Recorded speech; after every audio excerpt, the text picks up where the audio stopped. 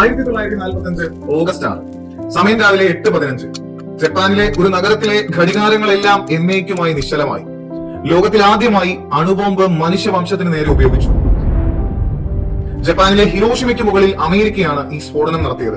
Little boy എന്ന പേരുള്ള uranium 235 അധിഷ്ഠിതമായ ഈ ഫിഷൻ ബോംബിന്റെ പൊട്ടിത്തെറിയിൽ 1,25,000-ൽ പരം മനുഷ്യജീവനുകളാണ് നഷ്ടപ്പെട്ടത്. ജപ്പാൻ തോൽവി സമ്മതിക്കാത്തതിനാൽ 3 ദിവസങ്ങൾക്ക് ശേഷം ഓഗസ്റ്റ് 9 നാഗസാക്കിയിലും അമേരിക്ക ബോംബ് വർഷിച്ചു. നാഗസാക്കിയിൽ ഫാറ്റ്മാൻ എന്ന പ്ലൂട്ടോണിയം അധിഷ്ഠിത അണുബോംബാണ് അമേരിക്ക ഉപയോഗിച്ചത്. ഈ 2 മിഷനുകൾക്കും വേണ്ടി അമേരിക്ക ഉപയോഗിച്ച ബോംബർ വിമാനങ്ങൾ ബോയിങ് കമ്പനി നിർമ്മിച്ച B-29 സൂപ്പർ ഫോർട്രസ് വിമാനങ്ങളായിരുന്നു. കൊക്കൂറ എന്ന നഗരത്തെയാണ് അമേരിക്ക അന്ന് ലക്ഷ്യം വെച്ചതെങ്കിലും കനത്ത മേഘപാളികളുടെ തടസ്സം മൂലം ലക്ഷ്യം നാഗസാക്കിയിലേക്ക് മാറ്റുകയായിരുന്നു. 70,000-ൽ പരം മനുഷ്യജീവനുകൾ നാഗസാക്കിയിലും നഷ്ടപ്പെടുന്നു.